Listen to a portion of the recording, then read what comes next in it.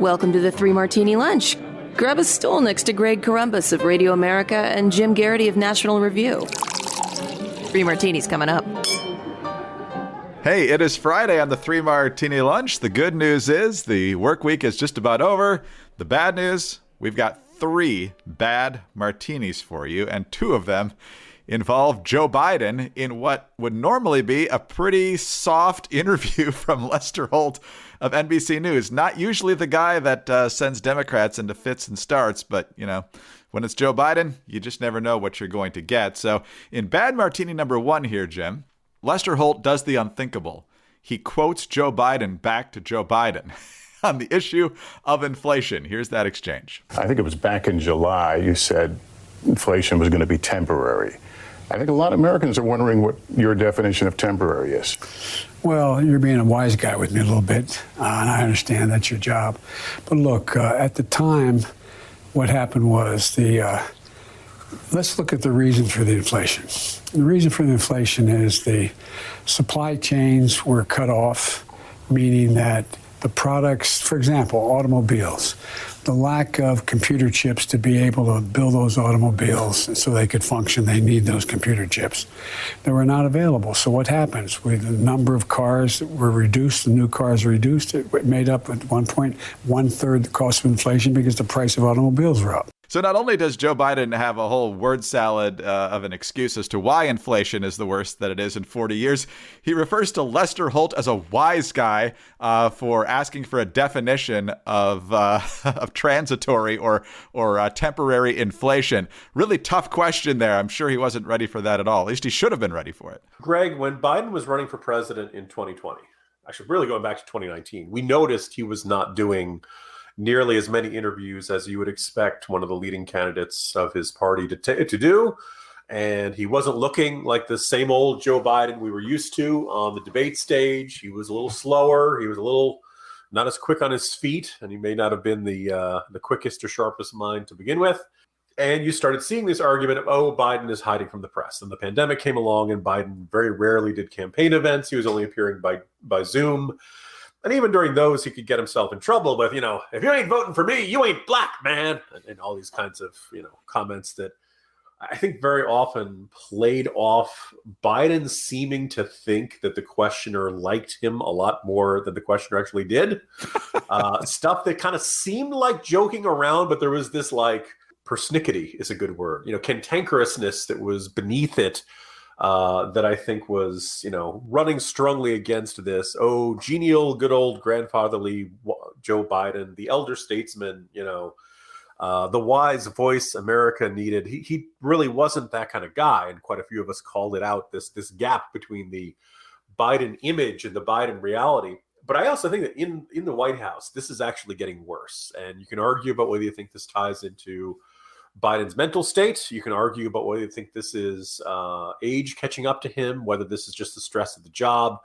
But you think about it, just the last couple of weeks or months, stupid SOB to Peter Doocy, snapping, what a stupid question. If you don't understand that, you're in the wrong business. He actually apologized, I think, to CNN's Caitlin Collins over that one. And then in his recent press conference, that is an interesting reading of English. I assume you got into journalism because you like to write, Biden really has this prickliness that comes out when he gets any kind of pushback. And Holt's question is probably just about the most reasonable one you possibly could ask. Mr. President, in July, you said this was transitory and temporary inflation. Here we are, it's February, and it's the worst it's been in 40 years. This is about as fair, and yeah, it's a tough question, but welcome to the presidency. If you can't handle this stuff, don't get into it. And of course, Holt, Biden kind of gets testy and calls him a wise guy, The rest of his answer wasn't good either. But you and I have observed going back to that Biden usually didn't do it. And then when Biden really doesn't do press interviews is when things are going really, really wrong, most notably Afghanistan. I think when Kabul fell, he really didn't appear in front of cameras for about 4 or 5 days. And when he did, it was very short statements. He was reading from a teleprompter. He wasn't taking any questions.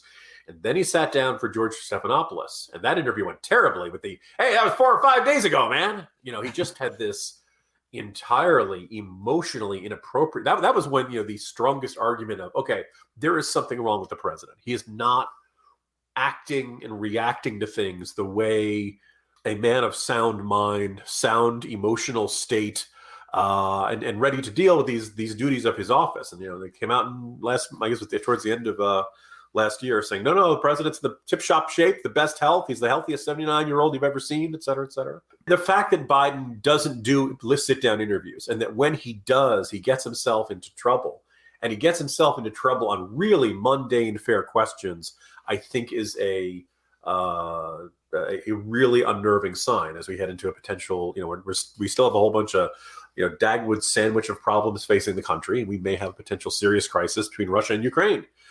But the thing is that may not even be the worst thing he said in this interview, Greg, foreshadowing our second martini. No, that's exactly right. And he's had some doozies already this week. He was doing an event not far from where I live, because I'm pretty sure I'm now in Abigail Spanberger's district in Virginia. So went down there to talk about his alleged efforts to reduce the price of prescription drugs. And he ended up at one point referring to her as Abigail Congresswoman. So I don't know if he just misread the teleprompter or what was happening. But there are 435 members of Congress. Okay, so he forgets the name of a member of Congress. It happens to all of us. It's not the end of the world. People who listen to this podcast have heard me, forget names. And if you don't remember that, it's because Greg edited it out. Thanks for being there for me.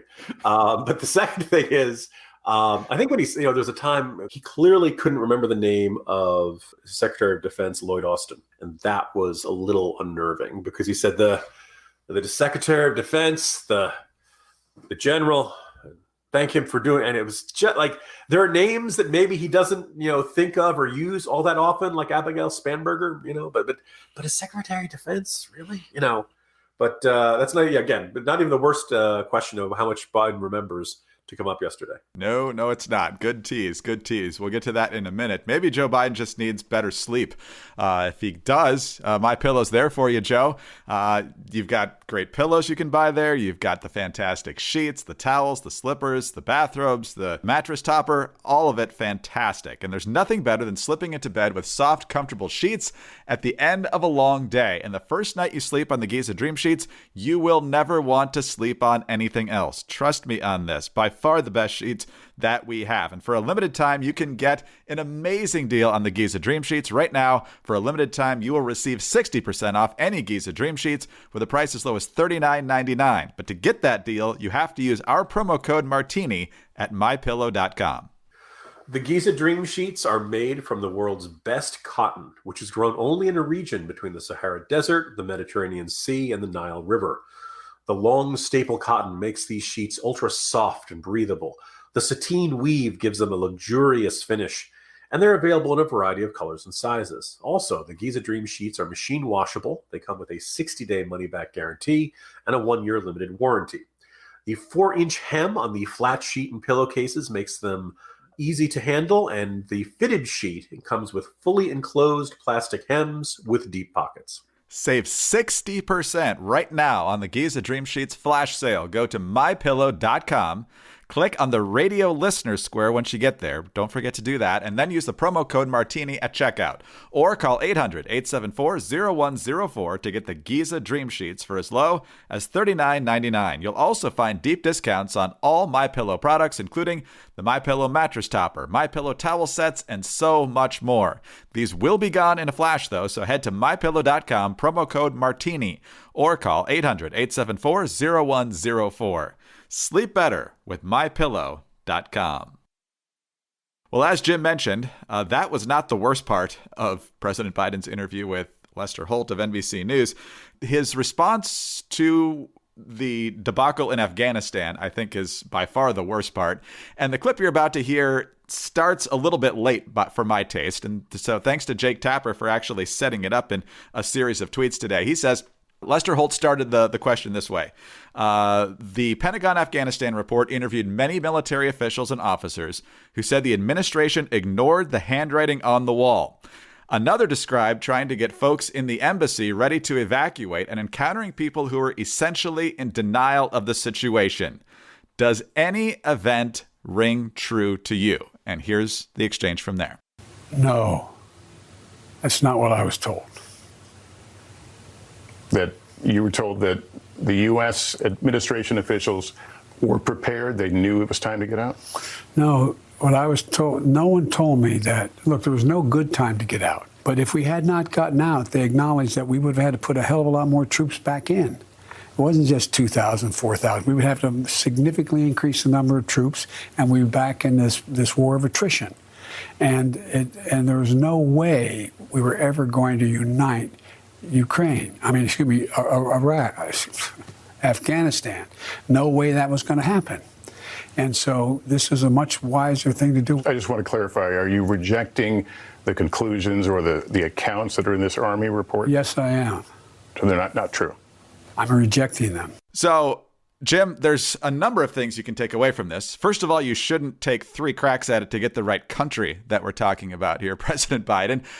So either he was completely out of the loop, which is thoroughly concerning on a situation of this importance, or he's just in complete denial about how badly his administration handled this. What's your take? Well, let's keep in mind there's this collapse in Ukraine scheduled. Collapse in Iraq wouldn't surprise us. And Afghanistan, so really there are a lot of collapses going on, Greg. We got to give him a little bit of kind of a little slack. It's very hard to see which foreign policy crisis we're talking about at the time. But now that I take my tongue out of my cheek, we can all kind of see what happened in the decision regarding Afghanistan.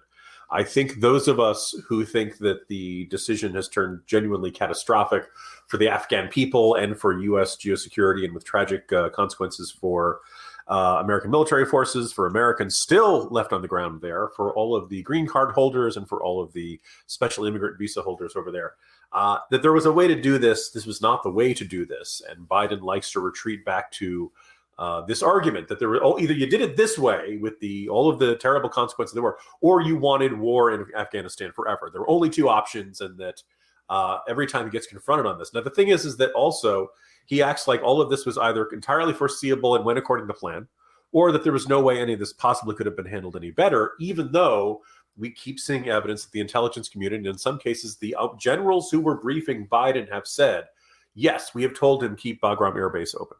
We have told him keep 2,500 troops in country.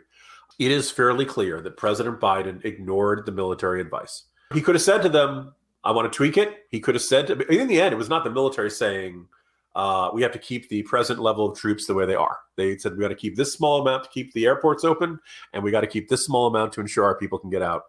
And Biden said, no, do it by this date. It has to be by a certain day. It went terribly, terribly wrong. I think what's frustrating about that exchange, Greg, is that we now know that the reason we know Biden's decision-making is indefensible is that he himself can't defend it. He himself cannot say this. And so he has to say, I reject the assessment of the generals. I reject this report.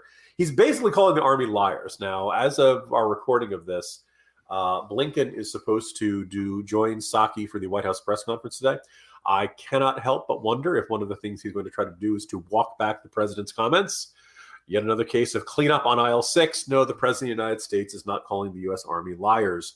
But in the way, that's what he was doing in this interview. And I think that's where Biden goes. And this is kind of in the same ballpark of what we were talking about in our first martini, that Biden, whatever synapses and neurons were working up in Biden, they're not working the way they used to. And so when he gets backed into a corner like this, where the honest answer would be, yeah, I wanted everybody out, and these are the consequences of my decision. It's terrible. It would be a very painful answer, but it would be an honest answer. He can't give that answer. So his default has to be that everybody else is lying. And I'll remind you, earlier this year, after Austin and others had testified to Congress that they had recommended keeping 2,500 troops there, keeping the airports open and things like that, Biden said he was never told that. So there's 1 of 2 possibilities here. Biden is lying, or Biden genuinely, I've taken him at his word, he does not remember what he was told in this briefings. And that's where I start asking, okay, how much does Biden remember what he's told? How much does Biden absorb what he is told in these briefings? And I think that is one of the scariest things about having a 79-year-old president, Greg. I think that's a good point. The question now becomes, when you look at the prime players in this whole debacle, I'm almost drawn to the conclusion that Austin and Milley might be the most competent, and that's terrifying. Yes, we're not fans of them. And by the way, if I suppose, like, if you wanted to, if Biden really a semi-plausible spin would be, these guys are playing CYA. They're trying to cover their butts and trying to make it sound like They were more certain in their intelligence assessments and their assurances than they really were at the time. I suppose that's possible. That would look like, the problem is that would look like Biden is throwing the staff under the bus, and that would also mean, Biden is saying my staff is lying to you about what they told me. Right, that opens its own separate can of worms there. So there is no good, winnable situation. I think the administration's attitude is, well, we'll just wait until people forget about Afghanistan. You might argue that they have, but I noticed the president's approval rating has not recovered from that sudden drop it took around the time of the Afghanistan withdrawal. And I cannot help but get the feeling that's a big factor in it, that basically whatever benefit of the doubt Americans were giving him up until that point, the images of the withdrawal were so chaotic and so humiliating and so horrifying that Americans began to realize, oh God, the adults are not in charge anymore. This guy who's been strutting around the stage saying America is back doesn't really know what he's doing. And we're going to have some very bad consequences because of all this. You are exactly right about that. The American people might not specifically be thinking of Afghanistan when they think of Joe Biden right now, since it was a number of months ago, and there are other problems that are more imminent right now, including inflation and the prices everybody's paying. But that is the tip of the iceberg. That was the moment that people lost complete confidence in Joe Biden, and everything since there has just been confirmation of that. That is the one where he lost his credibility, and he hasn't gotten it back. And given his performance lately, again, on questions like this, it's hard to think of how he could get it back. And there was also, a reasonable follow-up. What about the people in Ukraine? And his response last night was basically, how are we supposed to find them? And today they're walking that back and saying, actually, if you're there, you should probably get out. So, getting this guy in front of a camera is a public relations nightmare. It's all cleanup after the fact. Yeah, but George Packer wrote this really long piece in the Atlantic about a week or two ago, and it was a really thorough and generally brutal assessment of Biden. I love the line where he basically pointed out the degree to which empathy was the drum that they kept beating on the 2020 Biden campaign. And Packer, I think, correctly observed, Biden's empathy is entirely dependent on how close you are to him. If you're his people, his party, his family, his immediate circle, if he needs something from you, he's very empathetic. But the Afghans on the ground, not his problem. Not his problem, doesn't care, solve it yourself. And I think that's anybody who spent a lot of time emphasizing and singing hosannas to Biden's empathy probably should spend some time in the corner thinking about what they did and contemplating the errors of their lives. All right, on to our crazy martini now, Jim. And once again, we're spending time in Loudoun County, Virginia. But this time, the school board gets a break. Take the day off, Loudoun County School Board. We're not even talking about you today. This is courtesy of the Free Beacon. A George Soros-backed prosecutor in Northern Virginia is under fire after a registered sex offender was hired to work in her office. The offender briefly served as a paralegal in Loudoun County Commonwealth's attorney Buddha Biberaj's office. He was dismissed from the post only after his probation officer made inquiries about his employment status with Biberaj's office. Quote, I was kind of surprised how quickly the process went, the unidentified offender said in an interview with the local Fox affiliate, Fox 5. Quote, and I was expecting there to be a background check, of course. I mean, everybody does a background check these days. Federal authorities raided the sex offender's home in late 2013 and found over 600 images of child pornography. The materials show children engaged in sexually explicit behavior and in some cases depicted children involved in sadistic conduct. Some of the children featured in the materials are kidnapping and trafficking victims, according to the filings. Enough of the narrative, the backstory there. You get the picture. It's disgusting. Jim, how does a prosecutor's office not do a background check? I mean, I know this person is a far lefty if they got bankrolled by George Soros, but I mean, this county's just in a free fall. Greg, many troubling questions come from this, among them. So who else is working in this office? Right. What do you have to do to not get hired by the Buddha Biberaj Commonwealth's attorney's office? And I'm baffled by this. And the other thing is that, like, unpaid parking tickets, like, there are a bunch of wrongdoing. There are a bunch of minor crimes that Americans are willing to, or Virginians are willing to look the other way on. Or, we have this attitude of, if you serve your sentence, you've paid your debt to society. But child pornography, yeah, sorry, pal. Most people are not going to cut you a lot of slack on that one. And it really does, it is not surprising this is referred to as a George Soros-backed prosecutor. There's been this effort to put, not even like moderate lefties, there are certain aspects of the criminal justice reform agenda that I think are very defensible. I think most notably, and if you've read my coverage of the Koch network's winter meetings, anti-recidivism programs, right? The idea of when somebody does something wrong, you want to make sure that you put them on the path to not breaking the law again, right? This can be helping them get their GEDs. This can be job training. This can be mentorship programs. This can be treatment programs if they have addiction. You want to put them in a situation where they're not going to go out and commit the same crime again. And I think most Americans are on board with that. I think that they, the folks who promote these things are quick to emphasize it's not about reducing sentences. It's about what happens to them once you let them out of jail. Now, I think we'd like to help people who are convicted of crimes go out and get jobs, but child porn guys into the prosecutor's office, no, that's too much. To say nothing if they point out all of the wide range of sensitive information that this guy would have. But then you're just kind of left wondering, like, what is how did this get through? Did they simply not check? Are they simply not checking? Are they not doing criminal background checks on anybody who goes to work for the county prosecutor's office? Just utterly mind-boggling. And I just, you look at that, and I think all my local officials look at that saying, at least it wasn't us this time. You asked the question in there, Jim, what do you have to do to not get hired by this office? I would say there are two criteria. One, be a Republican or a conservative. And two, be interested in actually prosecuting the law. Yeah, they really should double check the job description. Because that's really one of those you had one job kind of situations. Yes, yeah. These Soros prosecutors, they don't seem to be all that interested in, prosecuting, which is kind of a big part of the job. Anyway, Jim, as we exit here, two quick items, football related. First of all, the Hall of Fame class of 2022 was announced last night. A little bit disappointed that Devin Hester did not get in on his first ballot, but a lot of people are saying, he was a special teams guy, and sometimes that takes a few extra years. I accept that, I guess. He was certainly the best, in my opinion, to ever do it, so hopefully he gets in soon. One quick story, though. One of the other people who did get in was Leroy Butler, former safety for the Green Bay Packers. And back in the early 90s, I was, of course, surrounded by Packer fans where I grew up in northern Michigan. And as a Bears fan, we were never good when they were good. So when they started to get good in the early 90s, the Bears were not. And so I was, mildly happy and genuinely happy for my friends who are Packer fans who had not seen a lot of success in a long time. And so the day after Christmas in 1993, my good friend Peter and I went to Lambeau Field to watch the Packers play the Raiders. And in that game, the Packers clinched their first playoff game in a non-strike year since like 1972. But late in the game, and it was well below zero wind chill, so the Los Angeles Raiders at that time were really enjoying their day in Green Bay. And so the Raiders fumble, Reggie White picks it up.